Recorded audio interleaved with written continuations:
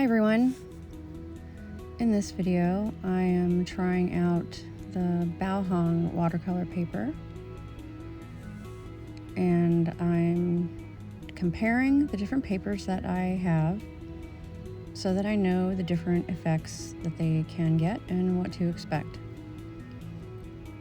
And if you are new to watercolor, or even not so new to watercolor, you might be wondering, is it just me, or do these papers all act super differently even though they may have the same label or makeup, like 100% cotton, cold press? Okay, just get some of that and that's the same as what everyone else is using. Well, that's not the case. I think every single cold press paper that I've used has been different. And not just a little bit different, but significantly different. Most of the paper I have is, or has been purchased at different times because it was on sale, or for a certain size that I needed. But knowing what all the different ones do and how they interact with your water ratio and water control is really, really, really important. Especially if you want to make sure that you use all of your art supplies after, investing the money in them. So I purchased this particular watercolor block of paper when I was taking a painting class, and I was using gouache exclusively. I had never actually painted in watercolor on this paper. So painting on it with thick paint and not really using it to disperse the paint as you would do in watercolor was not something that I really thought about.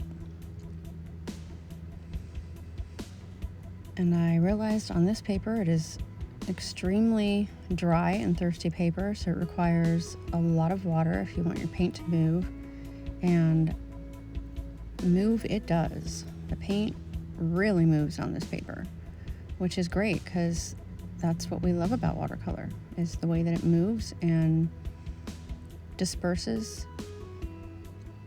the effects that watercolor is known for, is best displayed on paper that can take a lot of water in layers.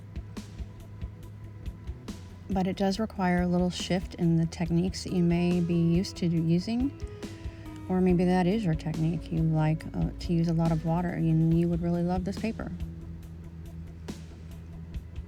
It does, however, buckle quite a bit for being on a block. And it does straighten out, mostly, once it's dry. But yeah, it's definitely something to consider if you're going to purchase this paper. This paper is mostly known also for being the less expensive, high-quality paper. It's pretty popular right now. So as far as trying to save money and get something high quality, you're definitely going to get that with this paper. And I do have quite a few high quality papers that I've used at different times for different reasons, like sizes, or they were on sale at the time or whatever, but I've never really compared them side by side and gotten to know the difference between them, so that I know how I need to alter or shift my technique when using different paper.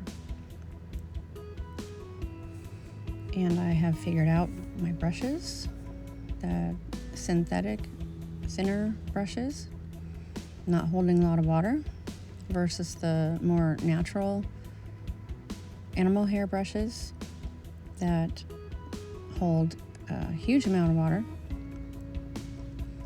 really also matter when using different paper. So, for example, one of the techniques that I use all the time when I'm painting details is a thin synthetic brush that does not hold a lot of water, and load it up with some paint and get a pretty precise line. Well, if you're going to do that with this paper and you're going in on dry paper with that, it may just produce a dry brush effect, and it's not really going to give the effect that you are used to. But as you can see, when laying down a lot of water and using a lot of pigment that granulates, it moves quite a bit. And I used Daniel Smith's Lunar Black in the background here. And you can see how quickly that moved around, and it lends itself to this paper beautifully. And heavy washes and layers are definitely going to be showcased with this paper.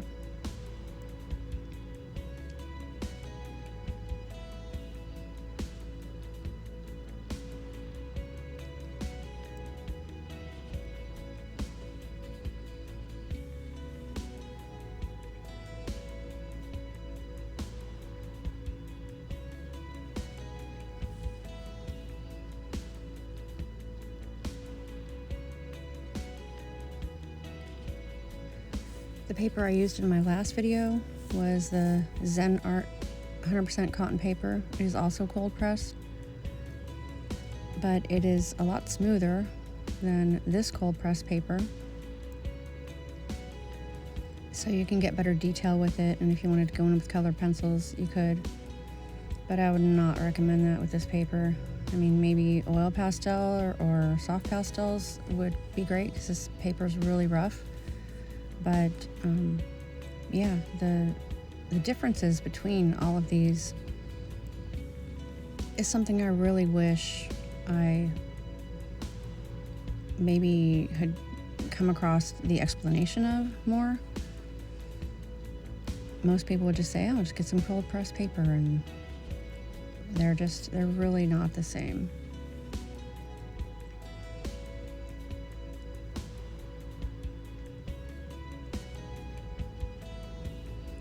I did end up letting this paper dry overnight and splicing a couple of these recordings together so that I could get my full painting in one video, but I don't normally do that, and so this video is a little bit longer than my typical videos, and it was necessary for this paper to dry fully because it was really heavily buckled. But this is the next day and the second layer right now. And I'm going in with Bordeaux, which is another Daniel Smith color, and it's really heavily pigmented, so I had to be kind of careful not letting it really take over everything. And it moves very much. It moves very quickly when it hits water, so I had to be careful right there not to let it get near that second wash that I put on the skin tone.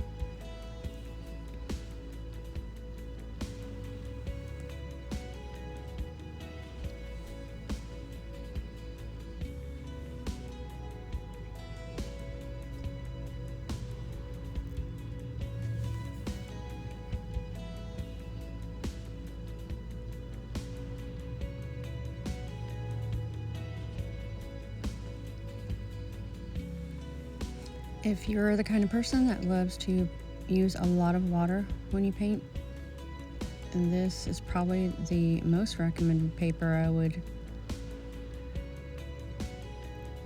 recommend. Just because it just seems to really need that water.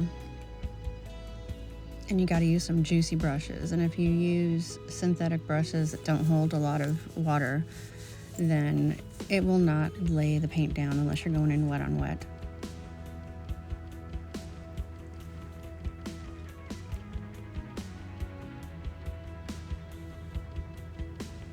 I had to try a different technique with the eyes too, and I ended up removing and lifting out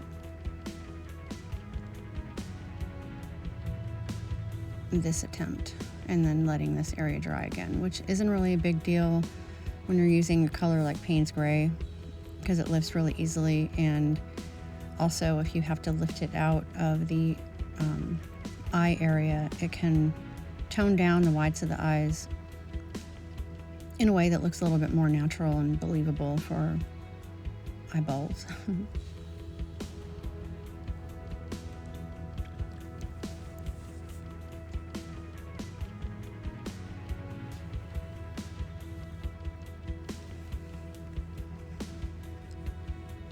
So I would typically leave like a little circle for the white highlight and leave the white of the paper, but I decided I'm not even gonna try that with this. I'm gonna approach this with a more loose and diffused expectation of the way this is gonna turn out. And I liked that I could go over areas and just keep blending, and it didn't super lift out everything that I had already laid down. It just kind of blended it together, which is one of the more annoying things about some paper that might allow you to leave more detail, but because it has a smoother texture, you have to be careful of wiping your paint away completely.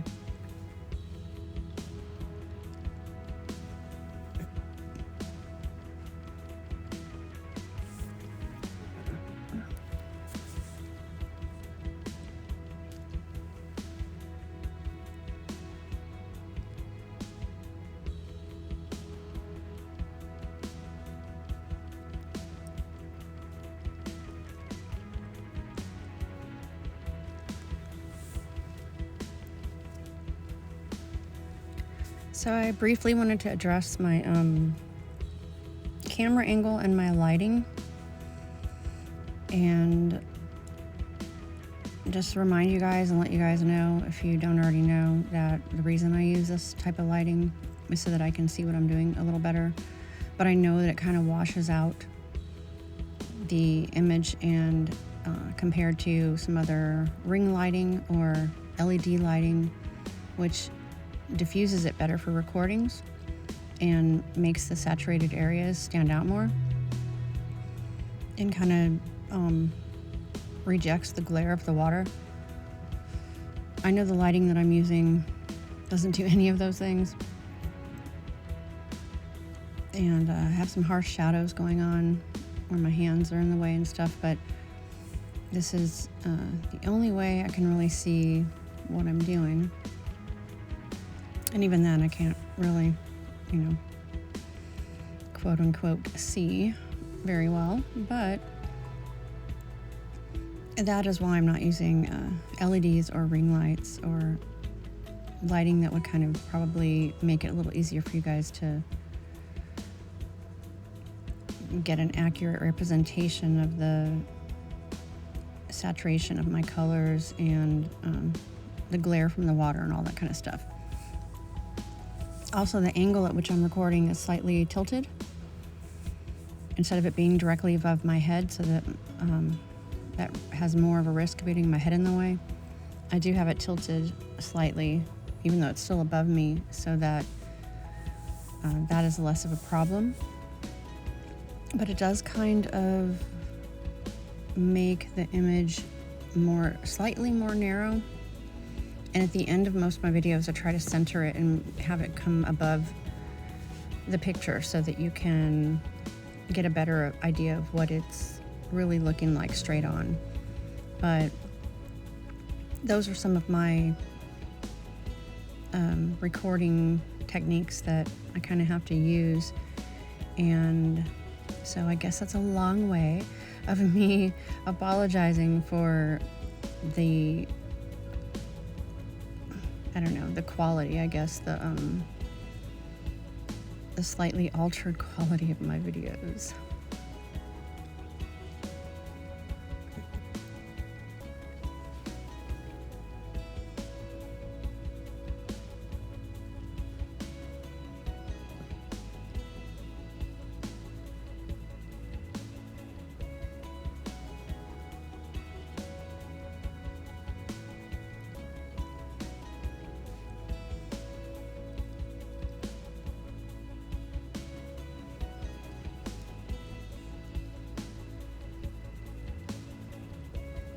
So if I didn't mention it, I was using I don't know, this is future me and this is past me I'm watching here. So the Daniel Smith palette is the one being used in this video.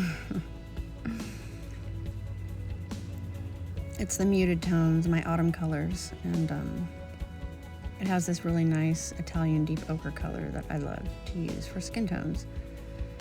And the colors are all pretty harmonious, so it's probably the best palette when working with portraits, which is what I normally am painting, but it can, if need be, do a nice little autumn landscape palette. But yeah, I just wanted to mention the paints that I'm using in this video. And my favorite, up until recently, my favorite watercolor paper, but I've only used the hot press, is Meeden 100% cotton watercolor paper. It's a pretty thirsty paper. It's nice and dry. It has a smoother texture than cold press, but it's flat enough that, or smooth enough, I should say, that you can do colored pencil on top of it or ink pens or whatever, and it takes them pretty well. But so far, that has been hands down my favorite paper. It doesn't buckle at all, and it's really, really soft. It's just a wonderful paper, and it's really inexpensive. I have not used their cold press yet. I did get some, and I just received it today, and I'm going to be doing that one in my next video. I have, however, used only recently too, which is really strange, totally late to this party, but the Arches or Arch paper, I am really loving the effects that I can get on that paper, because it seems like it's a combination of all the different effects that I've noticed from all these different papers. It seems to be the one that has the less of guessing and struggling with altering what you're doing for the paper. Now, I only have a small little sample of that paper. It's this little 9x5 landscape size pad, so it's not the best as far as an actual sketchbook. And it's got another strange feature that I need you guys to tell me if this is just me being weird, and I totally get that, because that's usually the case. But someone else tell me if you guys have noticed that the Arch paper has a weird smell to it, especially when you get it really wet and you're doing some wet washes on it. I don't know, kind of smells like a combination of glue and cereal. But yeah, it's kind of slightly sensory unnerving to me. Not enough for me to not use the paper, but just thought it was worth noting, because I've never ever noticed that with any other kind of paper that I've ever used. I do love the effects of it though. Like I said, I don't struggle with it at all. You can lift, but not to the point where you're erasing everything. You can layer well. And yeah, it seems to be so far a close runner-up to my Meeden paper.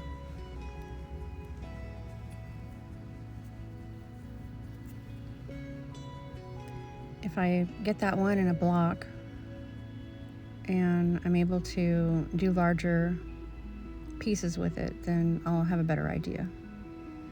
But for now, I think it's also the most expensive paper I've ever used, so we shall see when I get around to purchasing a more substantial amount of that paper.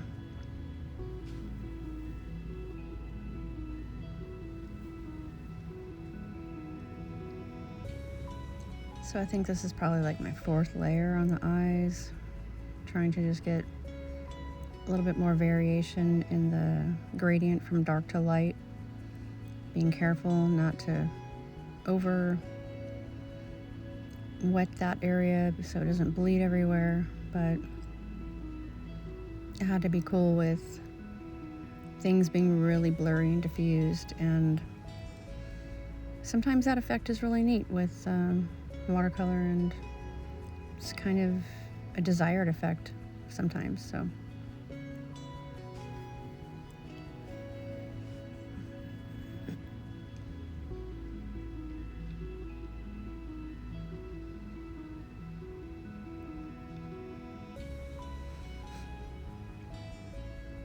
I decided I wanted the contrast to look a little bit different in this area here where I'm lifting out that dark Bordeaux color, and I'm going to go back around it with some lunar black to emphasize the background some more.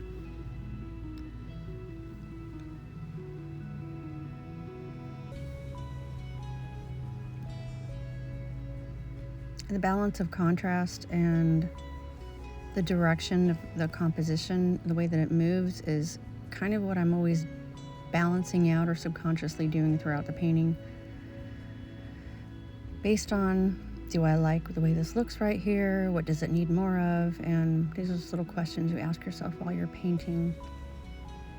Especially if you're working from imagination and not a photo reference. You're just like, does this look right? Does this not look right? And yeah, so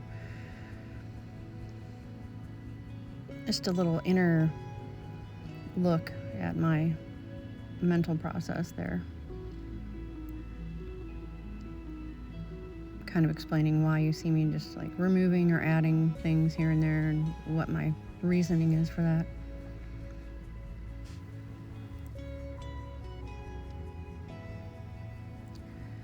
So I hope you guys are having a great day and you enjoyed this little discussion about paper and my extra long video, and hope you join me in the next one to talk about paper again, because I really wish somebody would have been talking to me about paper. Have a good day.